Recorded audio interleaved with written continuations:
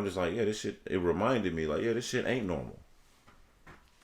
You're not supposed to look and identify every police officer that's on the road when you're driving your car. Bruh. That's something that you is do. Natural instinct, especially if in you're a black person. That is just natural. Every black shit person that has we to do that. And the thing is the only time you really naturally would do that is if you're a criminal. I understand that. But we are criminalized in the eyes of the system.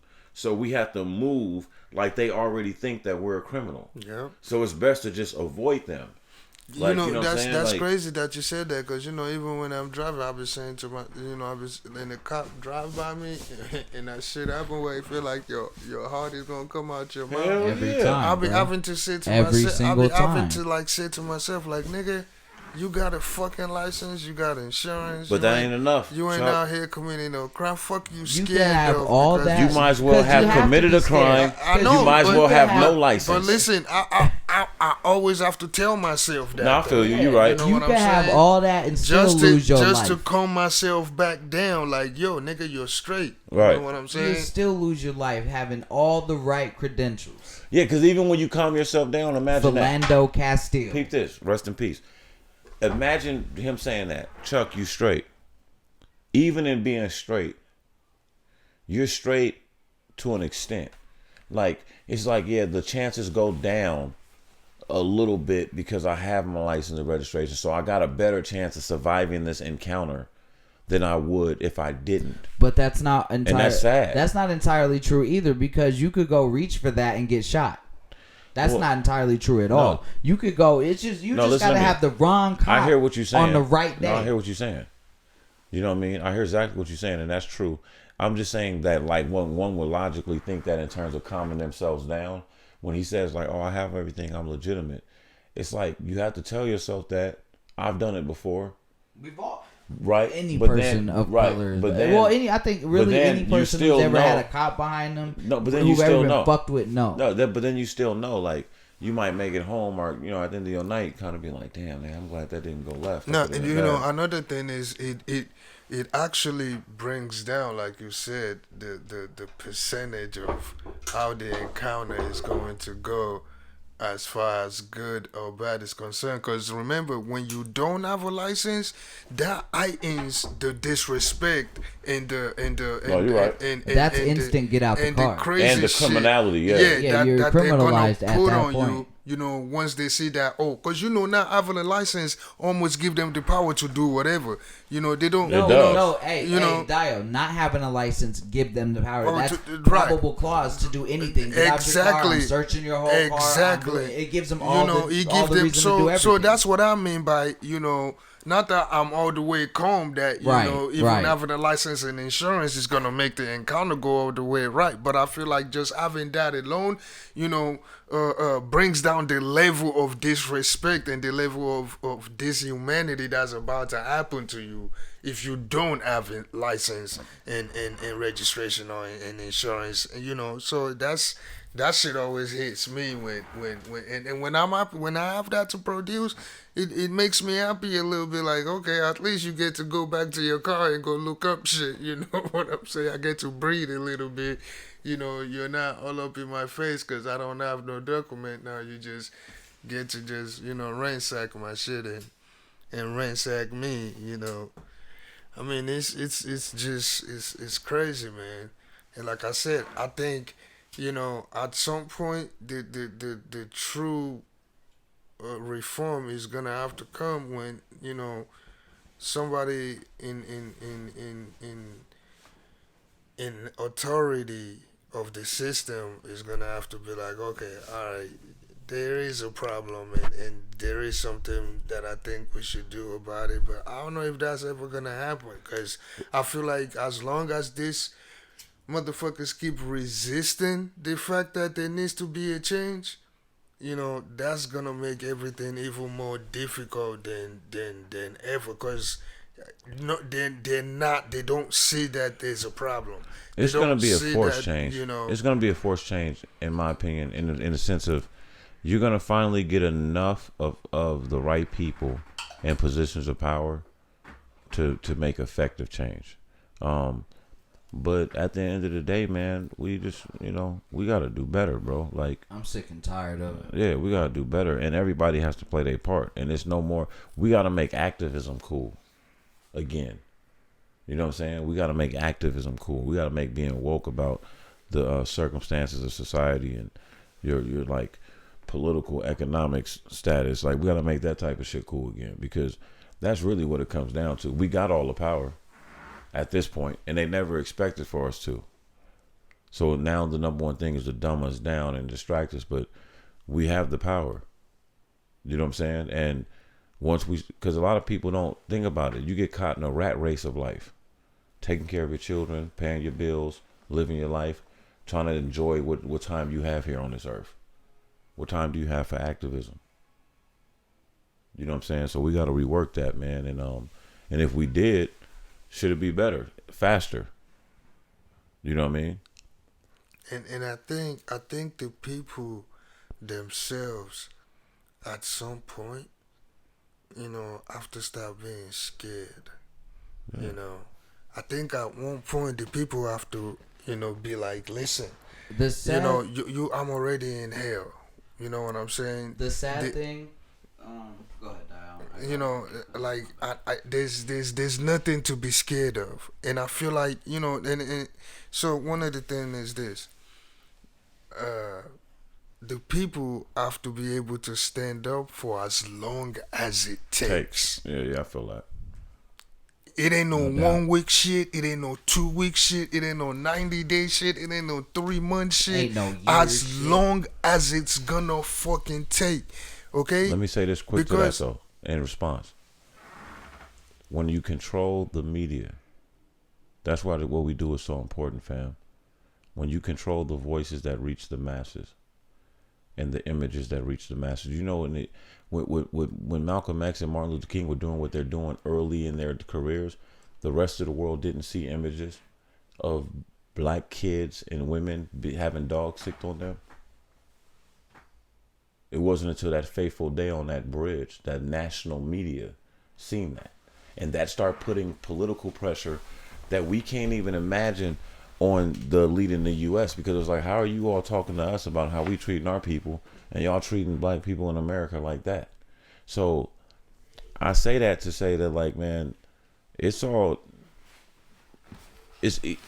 we can get caught up in the idea that because the shit was off the chain and it was a hot story and oh my God, they burning the city, man, they had enough is enough, and then they died down on the reporting of it and they're not showing it. Go look up what's going on in Portland. Portland ain't stopped. It's shit still going on. It's protests going on every night, and I'm noticing. They're just not talking about it no more, fam. They just won't talk about it no more, and that's how they kind of stifle it.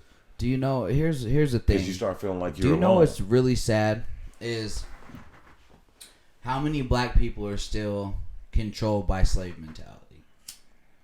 It's the Willie Lynch theory. It's until all black people can break themselves of that slave mentality, they're not going to stand up for how long it's going to take to make this change. Because there's a lot of people who have that 9-to-5 job and that career, and some of them are CEOs. You still can't leave that fucking business to your children. That's slave mentality, because you're like, oh, I got this banging ass job. I get to fucking travel and do all this extra shit. I got houses in the hills and all that shit. Yeah, but when you die, what do you leave your kids? What's the legacy you're leaving them? Well, what if, to play devil's advocate, what if you do all those things, you die, you don't leave Microsoft, Time Warner, or something like that to your child, but you leave great insurance, you leave great wealth because you built that working for those companies. Because I know... I get what you're saying. I'm not feeling but the I'm devil. just playing I devil's understand advocate. that, but I don't feel the devil advocate on that side. I'm never going to preach the 9-to-5 work for somebody else's dream. No. The only way what if it's a fair partnership? The way I feel like the way that I feel like is like, okay, black man, start your own fucking business and hire another black man. Okay, I could live with that. I could live for working for the fucking dream of another black man who got out the fucking mud like me and represents the same shit as me. I can work for that. That fights for your community. That fights that, because that's putting business back in my community. My community has jobs now, and he only hires people like me. People and it's not like exploiting. him. And it's not exploiting. Exactly. Okay.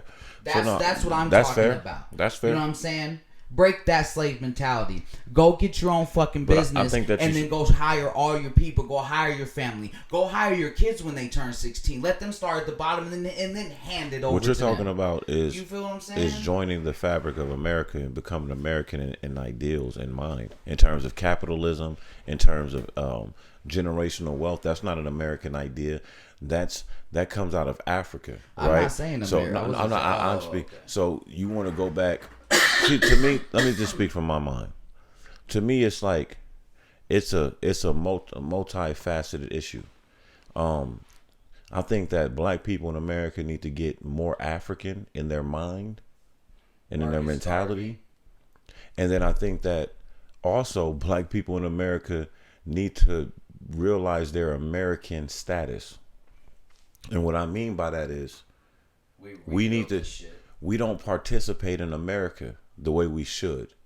Through fear tactics, through outlining, through systemic oppression, we've been kind of nullified in the great American experience. Meaning, well, you should break that into two. Then. Meaning ownership, meaning ingenuity. Black people are the most prominent inventors in American history. Don't take my word for it. Look it up. I can Look it up. 10, 20 No, things right I know, now. but still, but just look. I'm just telling You you. know I'm what I'm talking to the saying? listeners. I'm talking to the listeners. Not to interrupt you, but if you said that we don't participate in the way that we should, that would insinuate that we don't participate because we don't want to. No, I'm That's not saying what I that. mean by No, break Slave it into mentality. no, stop. That's not what I'm saying.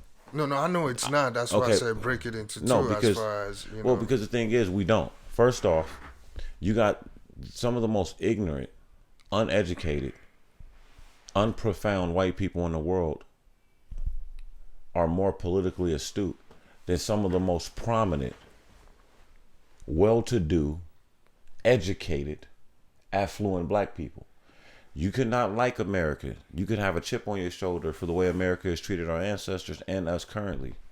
But that's not an excuse to not fight in America. So like when you go get your corporate job, or when you start a company and it blows up, when you get a record deal, when you get a fucking athletic contract, like yes, like those people are forced by nature to start participating in America, and you see their natural talents through trial and error, through triumph, through blood, sweat, and tears flourish. They all flourish when they're of sound mind and body, right? They all flourish. We need to matriculate that downwards in the mentality towards everyday common black folks. So like you make the best fried fucking chicken wings, why don't you have a chicken shop? Why don't you make chicken and sell it? You know what I mean? Like it's the simple like education of economics and of I'm losing the word, but really like creation and monetizing your creation, because that was our culture before.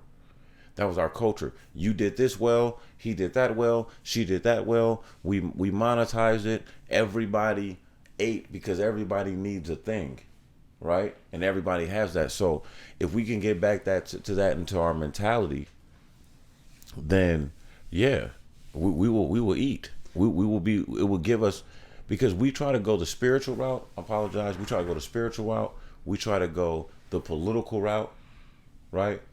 We don't. We haven't fought this fight economically yet. The economical route. What the fuck would you do if we stopped spending our money with you? Well, we haven't done that yet because we don't have any collective. There's no.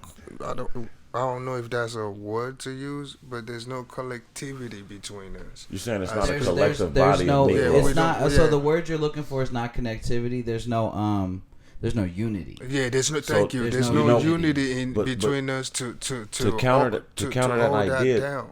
It's not I don't think it's the lack of traditional unity. I think it's the lack of economic unity. Right. So when you study these things, these economic trends, Jewish community, their money circulates a certain amount of time in their community before it exits. White community, we know that they can go spend money at damn near every shopping center in the country and not spend $1 with anybody other than white people. So the money circulates back in their community at a rapid rate. With black people, we're the only ones that are systematically oppressed in this way too. It's always important to bring that up. We're the enemy of the state. Here, hold on. Here, okay. Let me. You see what I'm saying? Piggyback on. So that. when other people come here, the government in the state is not really designed to not let them participate. So here's how I feel. Here's how I feel. So, like he said, most other races out here circulate their money in the community before the money leaves. We circulate our money in white people community. Everybody's before community. Everybody's community, Other than ours. everybody's economics, everybody brand, sells to the blacks. Everybody's food, everybody's this, everybody's that, everybody's liquor, everybody's this. So we buy into everything, right? But we don't buy into our own shit. And here's the thing that pisses me off about some black folks, and a lot of people I know do this shit. So I got customers. Hold on, before you cut me off. I know hella customers personally that do this shit. Hey, bruh, let me get the hookup on that one time. You know, I know you charge this, but let me get it for this. Stop fucking doing that. Stop going into black businesses, you know, and black businesses your homies own and shit like that. And stop fucking asking them for a discount in the homie hookup. These motherfuckers had to work to do this shit. They had to work for the craft to do this shit. And you want to fucking hook up because it ain't no easier for them. You cannot go to Jordan, Louis Vuitton, all this designer shit and ask them for a deal. They gonna look at you and be like, get the fuck out of my store. Especially if you're not bringing nothing to the table. You can ask your friend that owns a store for something for the cheap. If you're bringing him a service that helps him function and run his store. You know, this is what I was talking about the other night, you know, as far as when I was talking about, you know, Rockefeller clothing and, you know, how come we can't sustain it and so on. Like Dre just said, like, we don't support our own shit. Well, you don't have the infrastructure, to sustain it permanently as a black entity in this country, not just yet. Until a black person opens a factory of textiles and connects with Morocco the way Italy does, and the way Spain does, and the way France does. But how do you do that when that's colonized still in a lot of ways by Italy, France, and Spain and things like that? Like, it's not... See, we think in a world of our privilege. You can't just do business everywhere else because you got money. But see, we have enough money amongst ourselves, is what I'm saying. But we're not pulling together. That's what I mean. That's my argument the other night. The reason why I have a problem with this argument is I think, and I don't mean no disrespect to you all, but I think sometimes it becomes lazy in this fact. Everybody throws out there, oh, we had a black president, or we've only had like 4 or 5 black governors, bro. There's still, every day you wake up, there's a black person being the first black person in this country to do what the fuck they're doing. Right. So it's very premature to jump on black people and be like, oh, we don't stick together. No, nigga. Hov said a line where he was like, the higher I up, the fewer blacks I see. Like, you know what I mean? Like, nigga, when I get in a room that where it's $1 billion talk, how many black people you think that Hov got in there in connection to where it's just like, yeah, I feel you, bro. We gonna kill this. Maybe half. Come on, bro. Maybe half of one. I'm just saying, like, you know. So what I'm saying is this: I get the mentality and I get what we're saying, and I agree. I don't only get what you all are saying. I agree. I just want us to always kind of, when we have this talk, remind ourselves that there's still things and jobs and positions in this country that black people, wealthy black people, depend on to remain wealthy. That no black person has ever had a position of say or nay or power in. So when we say, oh, we need to start our own, it's like this. It's like Hov had to buy title and build it up. Right. Because to just go start your own streaming service, you don't have the room. You're not in those rooms. No. You're not in those rooms. They're not going to let you start a streaming service. And it's surface and it's lazy to say, oh, well, you're rich. Don't tell them what you can't do. Don't let them tell you what you can do. You can start a streaming service. Like, no, you can't.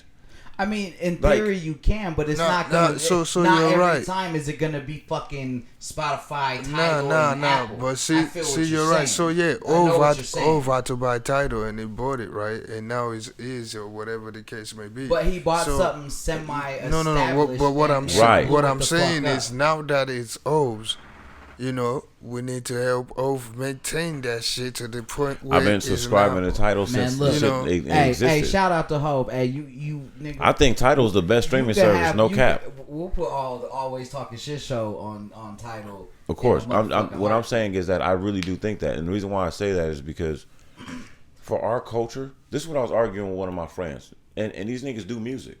I was like, they were getting at me like, oh, of course you're going to get Tidal because Hov owns it. And I was like, bro, the thing is that's a good reason to have it because at least Hov and Beyonce and the people that are running this come from this is the music. Like, fuck, take Hov's name off of it. Say it was Joe Smo the rapper and he bought fucking Tidal.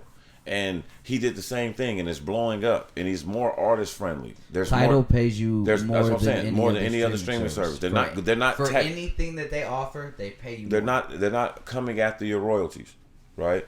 They're not doing all that other fuck shit. And if you're gonna put it on one person, let's say it's just Joe Smo the rapper. We're not even gonna use Ho's name. It's Joe Smo the rapper. Joe Smo the rapper. No matter what you think about him, his music, his moves, or whatever, he's a fucking rapper.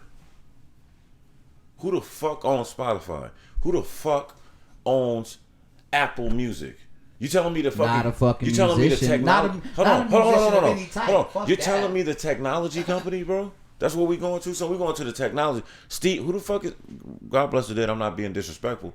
Who Well, the fuck you is? you who got to the- say who owns it now. Who the? though. I Jobs know, family. but still though, who the fuck is the Jobs family to own A music streaming service. black kids from Chicago's fucking streaming rights, Right. And they're fucking who the fuck are these people to tell me that if Dre does a billion spins, it's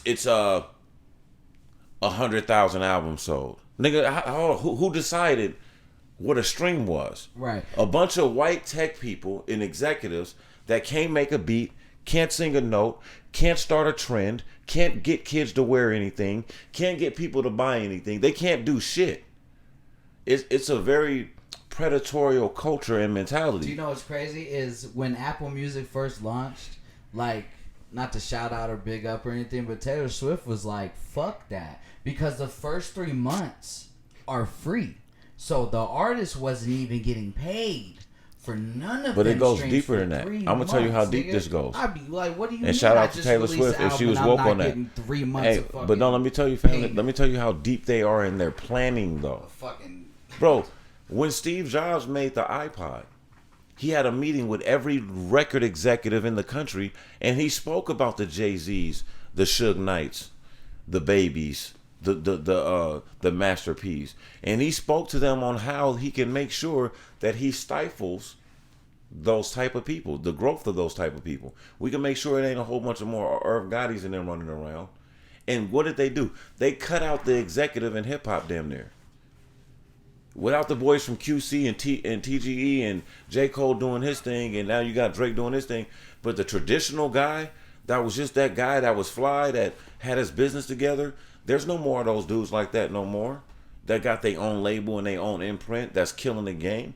They systematically cut those dudes out because they invented the 360. We don't need you no more. You know what I'm saying? Like, we don't need you managing. We don't need artist development. We want them right where they are, young and dumb. If they got a drug addiction, even better, because we're going to feed them their drugs, have them do however long they last with us. We going to own their music. We going to license out their music.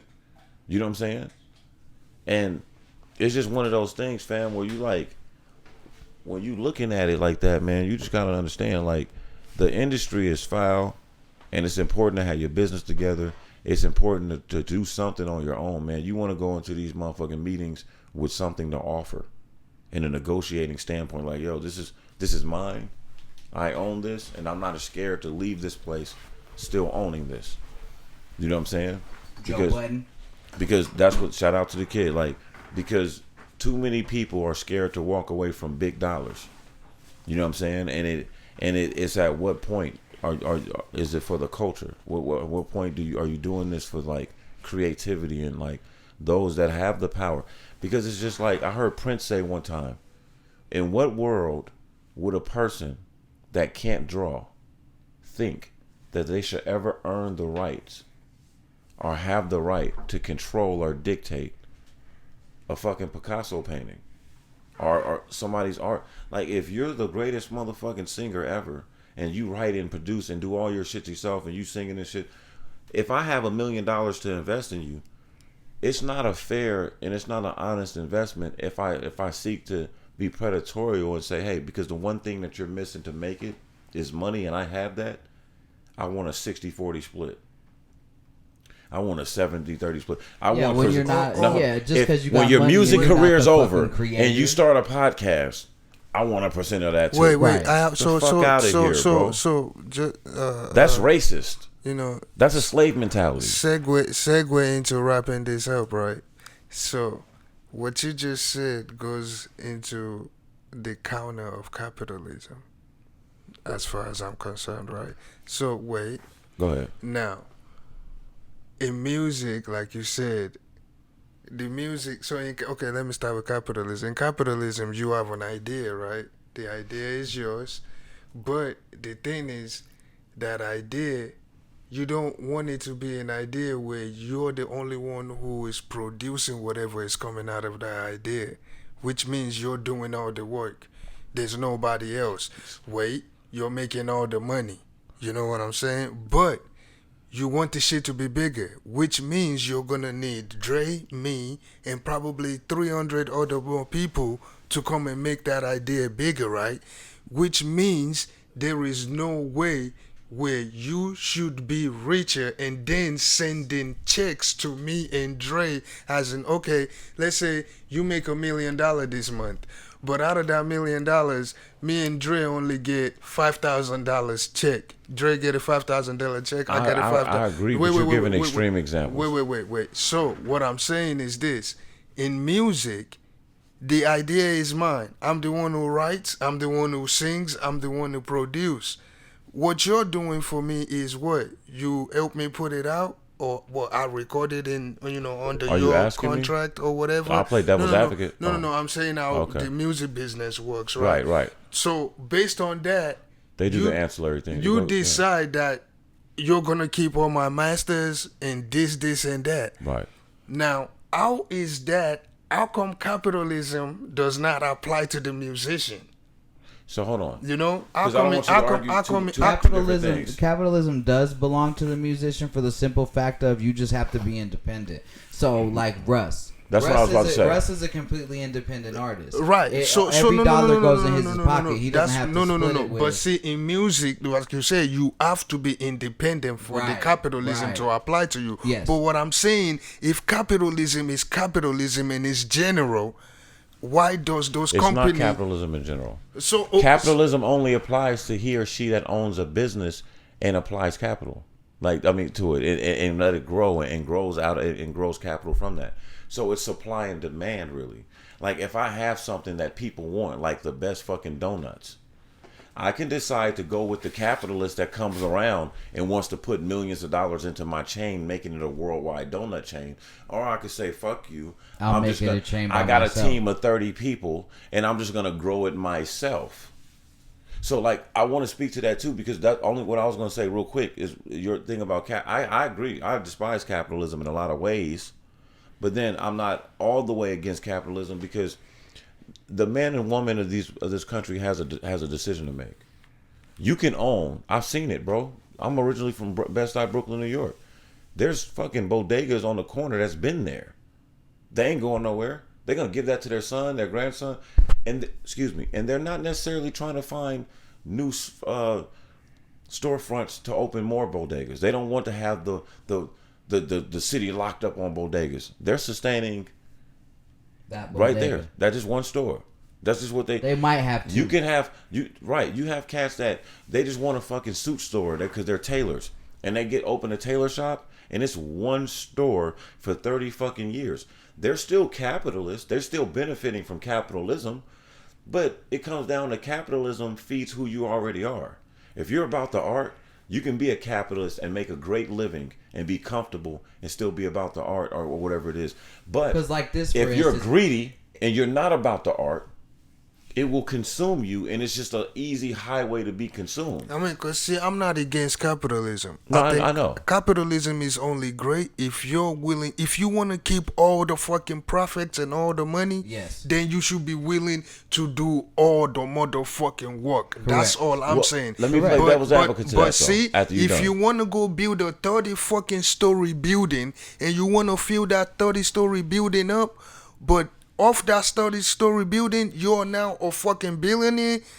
But there are people who wake up 7 o'clock in the morning to fill that building to make sure you're that billionaire. Get the fuck out of here. No. This is what my argument with that mentality is. Those people that make that they get up to get that job, and we're just gonna use American standards. So I'm saying that's construction. I worked construction. They're making really good, decent money by American everyday standards. They're not necessarily the most educated.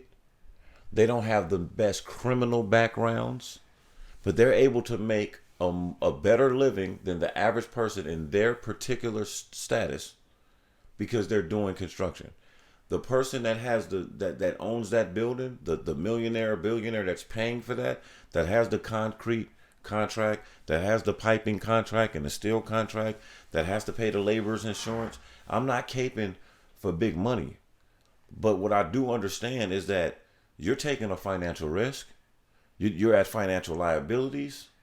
And nobody, because of our ancestry, nobody that got up and got on that scalpel that day had to do it with a gun. And they're all getting compensated for it. If you feel like, you know what, I should be getting paid more. Since we built this place, we should get residuals of the income that it makes because we built it. You can argue for that. There's no law that says you have to get that, but you can go to court in America and you could might even get that implemented in the law. Well, that's what I'm saying. That's the way shit should be. That's why I say fuck capitalism. Cause again, like you just said, that person. Do you think that's fair? Yes, that's fucking. Are you serious? If I'm a self-made. Right? In what way? Let me answer. In what way? In what way? I got. Hold on, I'll get back to it. I got an example for you right now. So, we built this, right? Right. This is ours. Say it blows up. Bro, use a different example. I don't like using our shit. Right. I'm just saying sounds because weird. I want to make it personal to him. Because he's saying that, that should happen. They should get residuals because they put this building up. No, I said that. No. Okay. He said, his argument is that people that own a company and build a big company, the people that work for them deserve more. Okay. And what I'm saying is that there's some companies that do that. I get that. There are. So you gotta look at a company like Google. It's gotta be a company that wants to do it. Look at like a company like Google. Everybody at Google, down to the fucking janitor, is a millionaire just because they all get paid Google stock every time they get a paycheck. Microsoft, same way. Microsoft, down to the janitor, is a millionaire because they all get paid in stock. It just depends on the business. Now, I get it. The dirty part of capitalism is fuck that business that doesn't do there for a company. But you can't, as much as you want to fault that company, you can't fault that company. That person and whoever made that company put all their shit on the line to make that company and create those jobs in that 30,000 person. Dog, they're the ones that got the investors to invest in the Stark portfolio when nobody's seen the vision. They're the ones that do all that. Now I'll say this.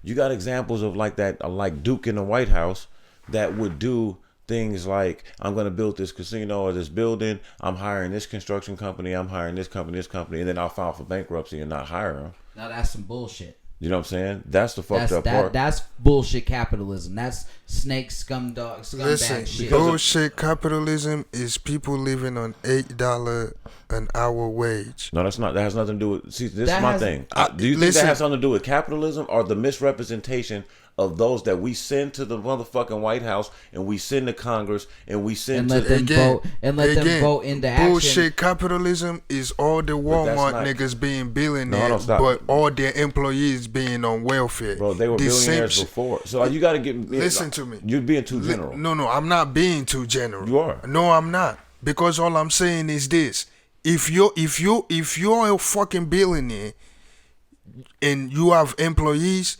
the government should not have to pay anything for your employees to have a decent fucking living. Fucking period. I don't care how much you put on the line. Listen, I do not care how much you put on the line to create the company, to create this, to create that. Okay? Because obviously if you're a billionaire... It sounds like what you're arguing is there should be a cap.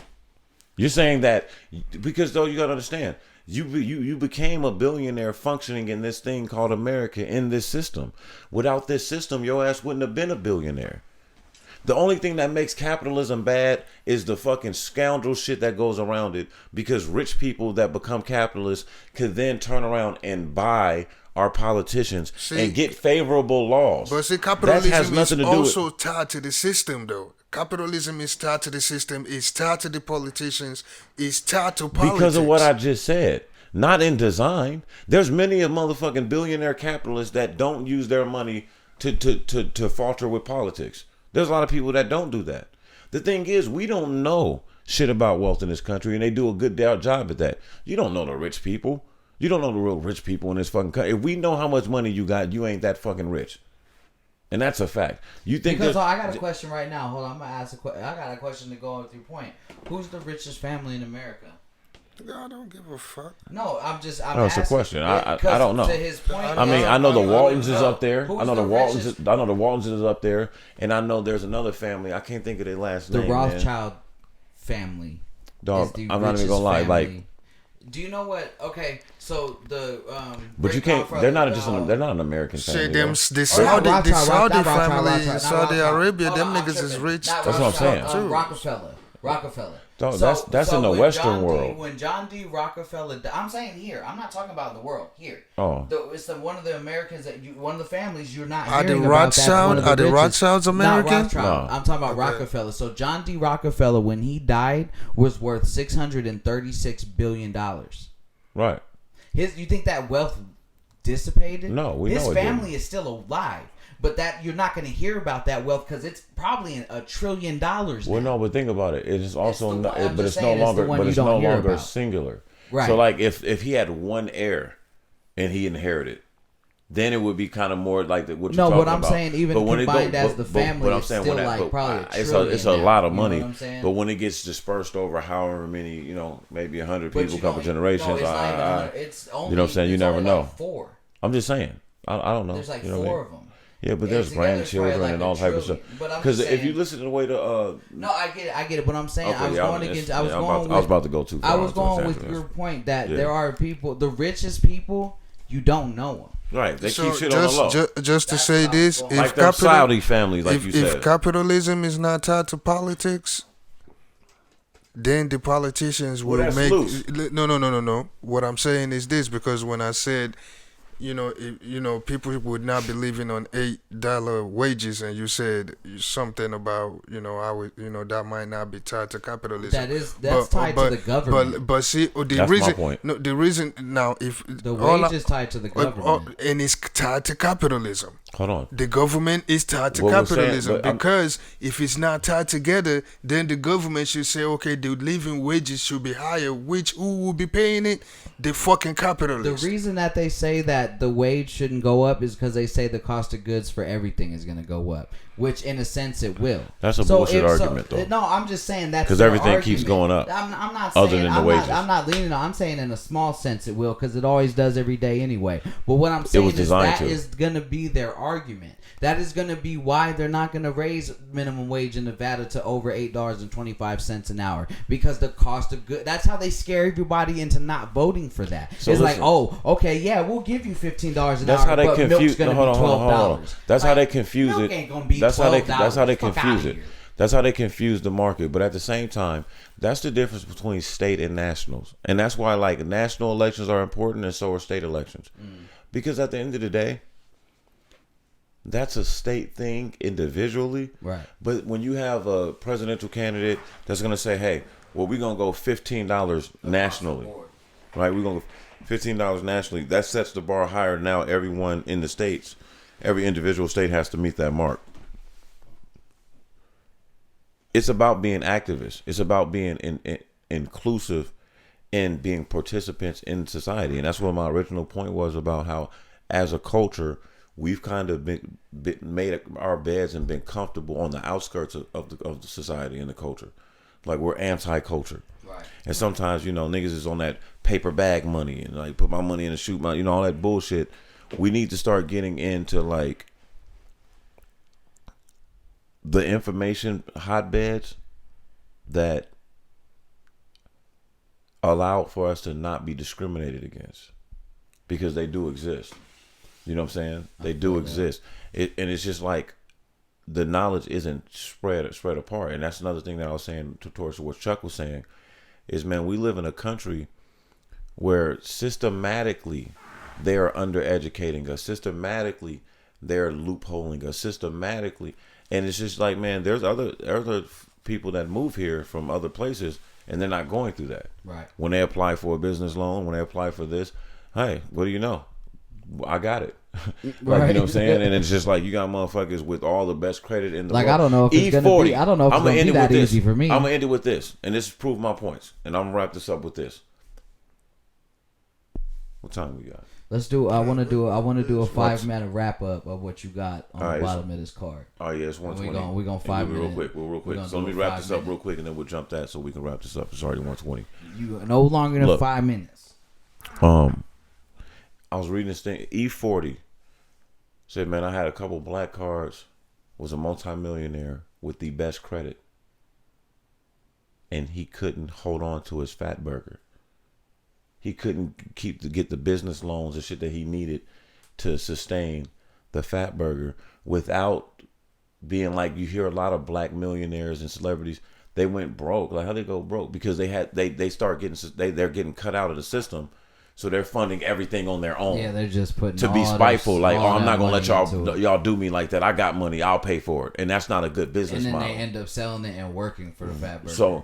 So the thing is I heard E40 complaining about that just the other day, and I'm just like, bro, if E40 is going through that, what the fuck is the college kid that's trying to get a business loan to start his shit doing? What is the motherfuckers that just took out an equity on their home to start their dream little retirement business? What are they going through? You have to have, most motherfuckers have to have like 2-3 co-signers. You talking about this right here? Uh-huh. Yeah, I wanted to wrap it up with this too, real quick. That. Your boy Yeezy, man. Kanye West has been on a Twitter storm. He's having a moment. I don't even, man, look, my thing is, I think he's just going on a good rant, man. No, I'm not even saying a moment, because I said bipolar. You heard about it, Chuck? I said the bipolar moment earlier. I'm not gonna say what I mean by moment. He's talking this shit right now. I mean, I'm not gonna say. I think the last time you guys said something about is wanting an apology from J. Cole. So Hey, hold on. Did you see? Wait, before we get into it, did you see that nigga pissing on his Grammy? Who? Kanye. He put a video on Twitter of him pissing on his Grammy. Nah, I feel him. No. Shout out to the kid. The one I want to talk about real quick, and this is all I got to say about this before we call it. I just wanted to say what I thought. I wanted to get you all's thoughts on if we sit down and I do a deal with, let's say, Universal. I'm just throwing this out there. It's just an example. I do a deal with Universal and they say, hey, check this out, 5 albums. We'll set up a date 15 years out from the last album to negotiate the buyback of your masters, which is kind of somewhat standard-ish, right? So, okay, bet. Do my 5 albums. I'm that guy. You know what I mean? Shit is lit, right? Made a lot of money. And I made a lot of money because I was smart. I did other investments and I got into other shit. But y'all never expected me to become a billionaire. Became a billionaire in the process. Off of my ability to create outside of music. So because Kanye is before the 360 era, So you gotta understand, Jay-Z, Kanye, these are artists that these executives looked at and was like, "Oh, never again will we let one of these motherfuckers we'll give them this much power ever again." Never. Because damn, what if they had a 360 deal on Jay-Z?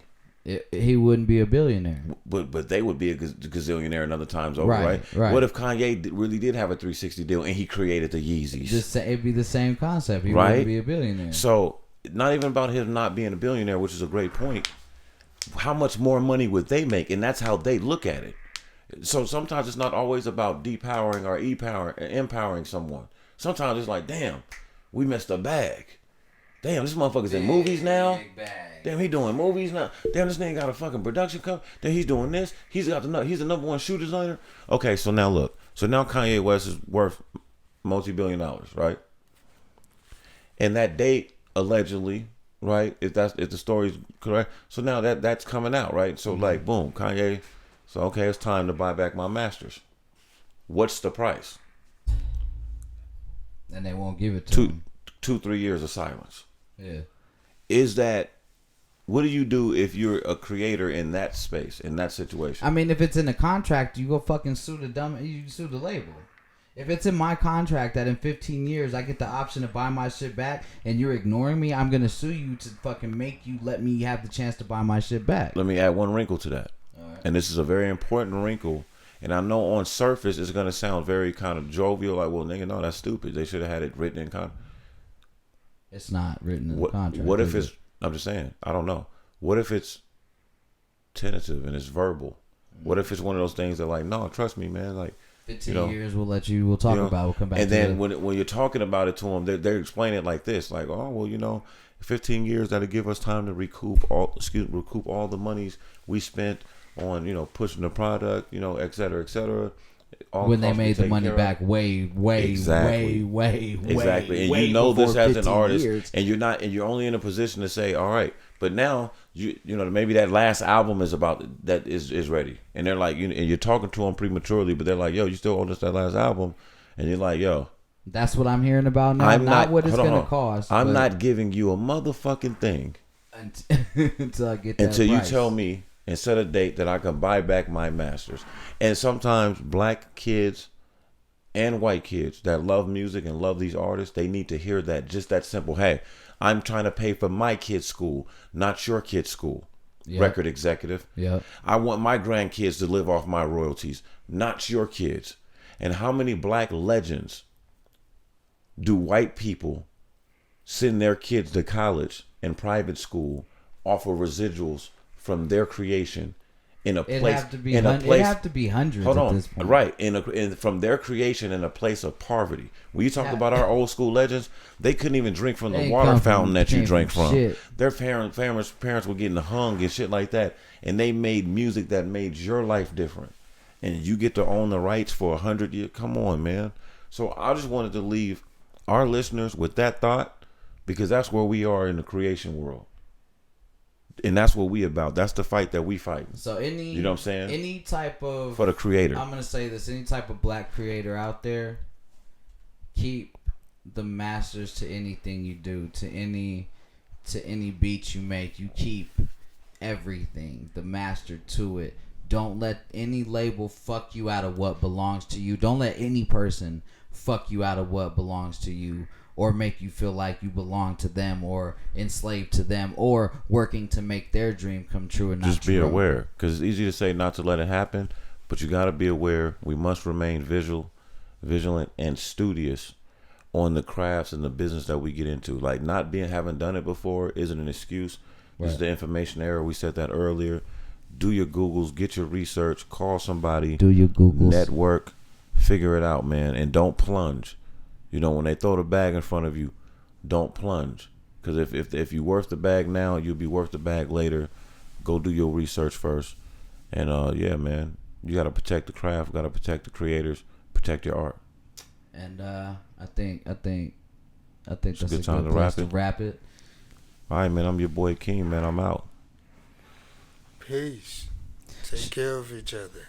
It's your boy Doc on. That's another episode of the Always Talking Shit show in the books. You know what we do. It's in the books. And, of course, we end it like this every time. Fuck how you feel, man.